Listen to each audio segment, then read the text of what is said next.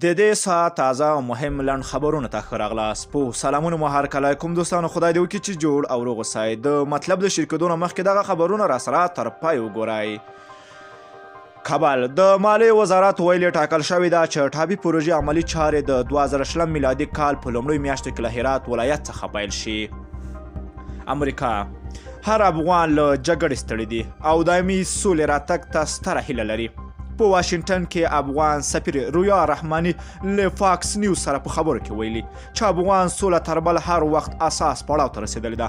د نوموړي په وینا سوله د هر افغان هیله ده او ټول دا تمه لري چې ژر تر ژره دلته روانه جګړه ختمه شي. نوموړي په وینا هر افغان له ښکلو غواړي چې نور د وژل بند کړي او د ټوپک پر ځای د خبرو له لارې ستونزې حل کړي.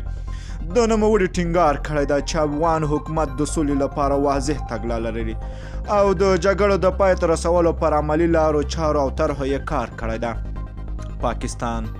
پاکستان یو ځل بیا د سولې په برخه کې همکاري ډاډ ورکړی ده. د پاکستاني رسنیو راپورونو له مخې د جنوبي اسیا په چارو کې د امریکا د بهرنیو چارو وزارت مرستیال الیس ویلز په اسلام آباد کې له محمود قریشي سره کتلي دي.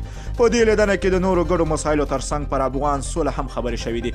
د پاکستان د بهرنیو چارو وزیر ژمنه کړې ده چې دوی به د افغانستان د سولې په پروسه کې هر ډول همکاري ته تیار دي. افغانستان رازو خان که حکومت مو غږ وانه اوري ځان او کورنۍ ته به اور واچوم.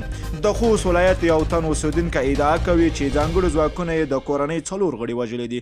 رازو خان چې د عدالت غوښتنې لپاره کابل ته راغلی وایي شاوخوا 1.5 کال وړاندې د ګډو ځواکونو په کور عملیات ترسره کړو چې په طرز کې 2 ورونه، یوه ورېنداره، یو ماشوم او ورېری وژل شوې ده. رازو خان وایي تر دغو عملیاتو وروسته محلي حکومت او د ملي امنیت ځواکونو له دوی څخه بخښنه غوښتې ده چې عملیات یې په غلطۍ کړي دي. خو نوموړي وایي چې تازه یو بل ورور هم د ملي امنیت ځواکونو لوري بوول شوی ده او برخلیک یې تر اوسه نه دی معلوم.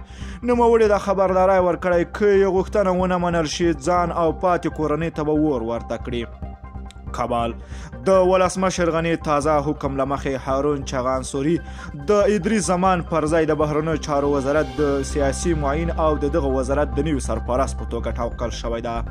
کرکټ د 2019 کلو نړیوال جام نن افغانستان 12:30 بجې د متحده اماراتو په خلاف سیالۍ ډګر ته وځي. دوستانو که خبرونه مو خوښ شوي نو لایک او شیر کړئ. که غواړئ له تازه او دقیقو خبرونه خبر شئ نو د لمر پریس یوټیوب چینل حتما د سره سبسکرایب کړئ. نور مو په پاک راو سپارم. الله مل شاخ وخت درته غواړم.